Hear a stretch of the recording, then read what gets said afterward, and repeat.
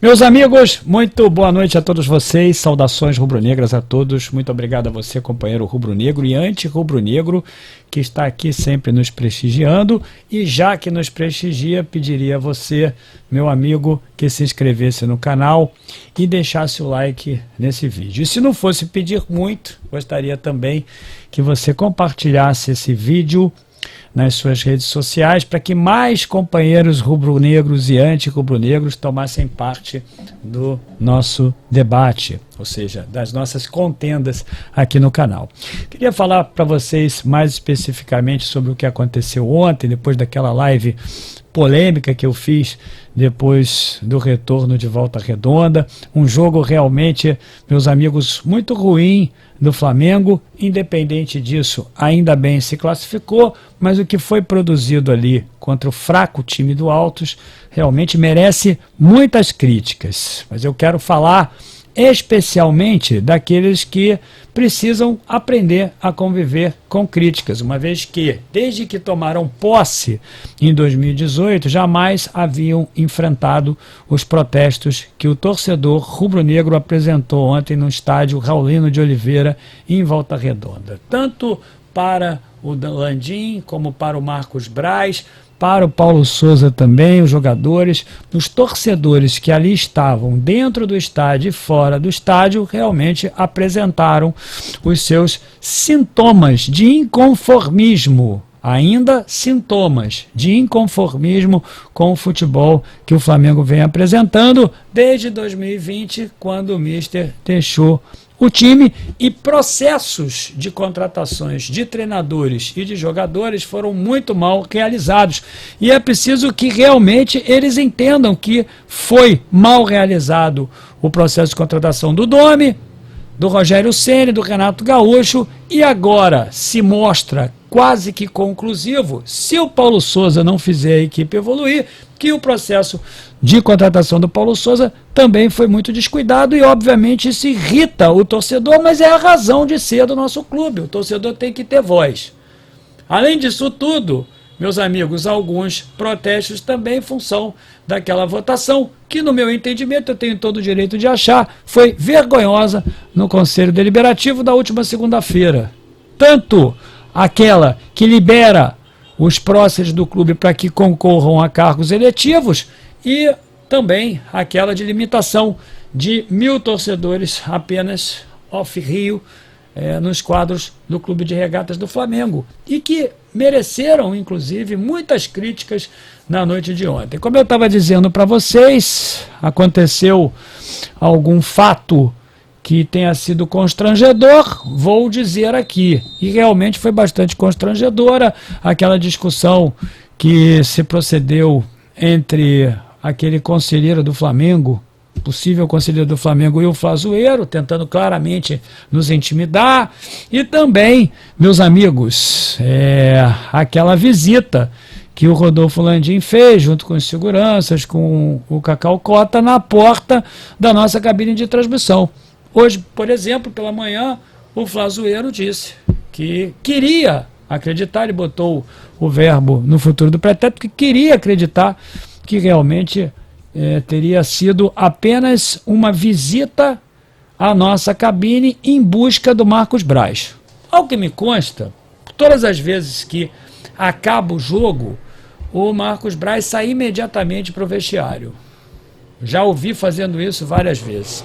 E o hiato de tempo entre o término do primeiro tempo e a chegada do Landim com os seus seguranças e o Cacau Cota na porta da nossa cabine de transmissão, decorreram ali quase uns 5 minutos, talvez até mais, ou seja, tempo mais do que suficiente para que quem conhece o Marcos Braz já percebesse, já intuísse que ele já havia deixado o lugar onde ele estava assistindo o jogo em direção ao vestiário, como já é praxe, como eu disse, ele sempre faz isso. Então, eles apareceram lá na porta, ficaram por 1 minuto, 1 minuto e 30, perguntaram se estava tudo bem, olhando para nós, o Landim visivelmente perturbado com tudo aquilo, como eu disse, algo inusitado para ele, o Cacau Cota também, ali com um semblante de preocupação, eu diria até mais gravoso que o Landim, como eu já falei, um companheiro que é boa pessoa, mas que também não deve estar muito acostumado com toda essa pressão que realmente precisa ser exercida pelo torcedor rubro-negro. E a nossa pressão ali, meu amigo rubro-negro, ela foi, como eu disse, eu quero aqui sintetizar e até colar, talvez cortar a live de ontem e apresentar para vocês como resumo, porque muita gente não teve a oportunidade de assistir, o que eu disse, que é uma pressão muito importante em função da forma como o Flamengo está se apresentando dentro de campo, e ninguém pode calar a imprensa, ninguém pode calar qualquer indivíduo que queira de maneira muito educada manifestar a sua opinião. Então eles precisam se acostumarem a esse tipo de protesto, que não foi violento, não foi criminoso da parte de ninguém ali, ao que eu saiba, no Raulino de Oliveira. Foi um protesto verbal, onde o torcedor realmente mostrou a sua repúdia com o que está acontecendo aí. Obviamente que o Landim não teve tranquilidade para poder assistir ao segundo tempo no camarote onde estava. Me contaram, inclusive, que ele assistiu numa cabine bem próxima à minha, com a luz apagada. Em dado momento, eu achei até que ele teria ido para o último andar, onde as câmeras das transmissões acabam se posicionando. O Marcos Braz também teria assistido de uma cabine apagada, obviamente preocupados que estavam com os protestos da torcida, que tinham realmente, eu diria, mais ênfase no Landim, no Marcos Braz e no Paulo Souza. Desses daí, eu acho que o menos culpado é o Paulo Souza. O que eu quero dizer para vocês é o seguinte: esses protestos, obviamente, vão continuar na medida em que o Flamengo continue a apresentar o futebol pífio que está apresentando dentro de campo. Os protestos vão continuar na medida em que o Paulo Souza não retroceda, não flexibilize e põe o time para jogar. O time ontem com claras dificuldades dentro do campo, que inclusive chegou até a recuar no momento em que o Gabigol fez o primeiro gol de pênalti.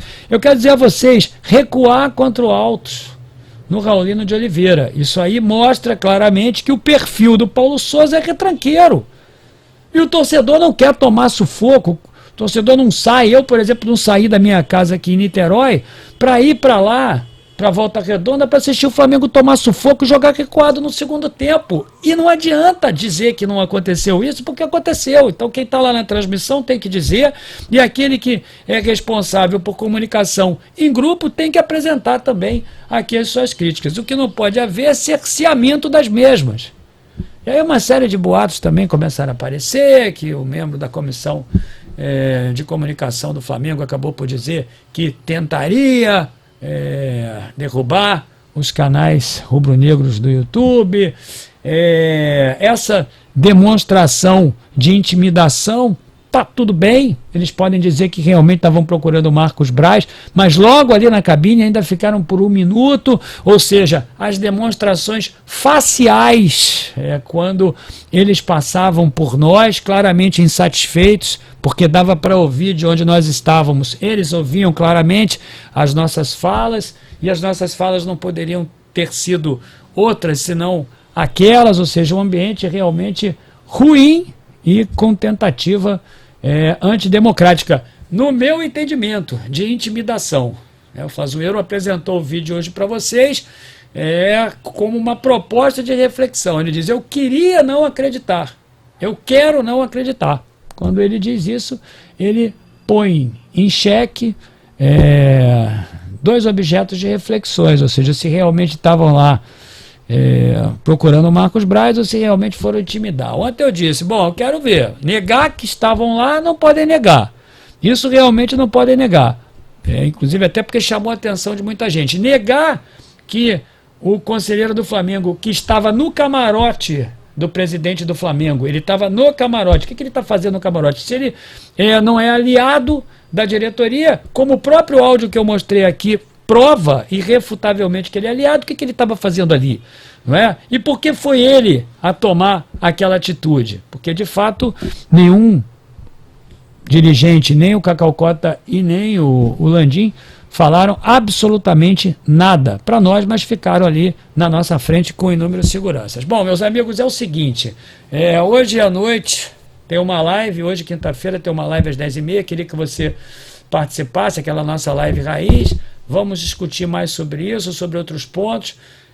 No meu entendimento, esses protestos vão continuar até que os gols comecem a sair e os gols adversários não sejam assinalados, né? Ou seja, que sejam impedidos, que não tomemos muitos gols, porque é isso que está acontecendo, o time realmente não está bem, e o reflexo disso tudo é o protesto do torcedor rubro-negro. Quero deixar bem claro que da maneira como foi realizado ontem, eu não tenho nenhuma dúvida, meus amigos, nenhuma dúvida que precisa continuar.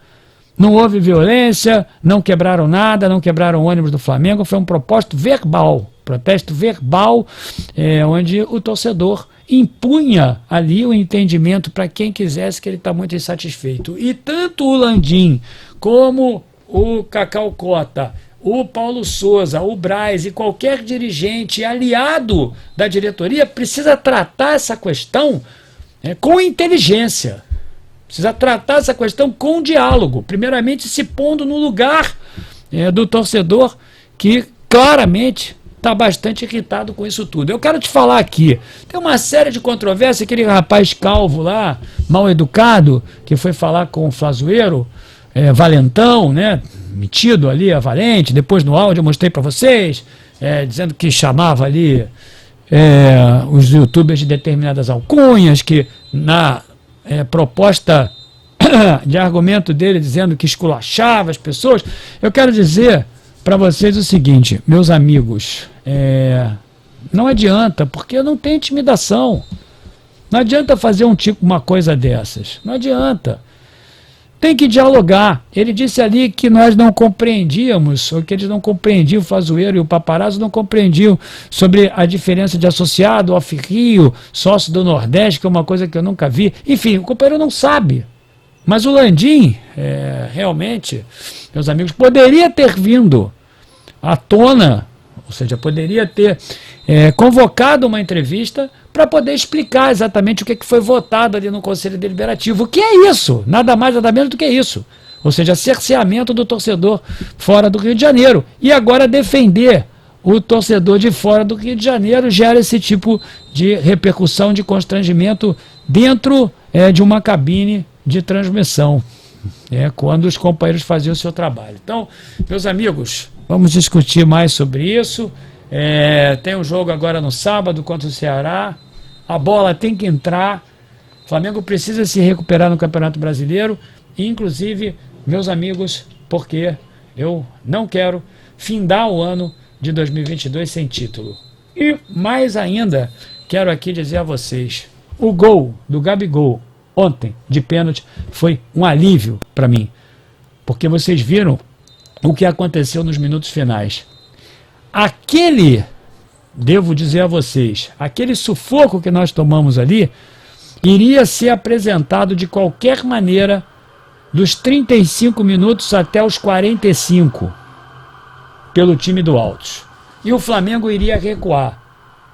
O Flamengo novamente iria recuar, como recuou lá e recuou aqui depois que tomou o gol. Então, se tivesse 0-0 e realmente, meus amigos, nós tomássemos uma pressão, eu já estava vendo aí um desastre acontecendo na hora da disputa de pênaltis. Então aquele gol do Gabigol, antes, para deixar bem claro para vocês, foi uma dádiva para mim, porque realmente alguma coisa muito pior poderia acontecer. Então, companheiro rubro-negro, se inscreva aí, deixe o seu like, mas eu quero você na live de hoje à noite, às 10h30. Eu nem costumo fazer live às quintas-feiras, mas hoje eu vou fazer. Saudações rubro-negras, meus amigos!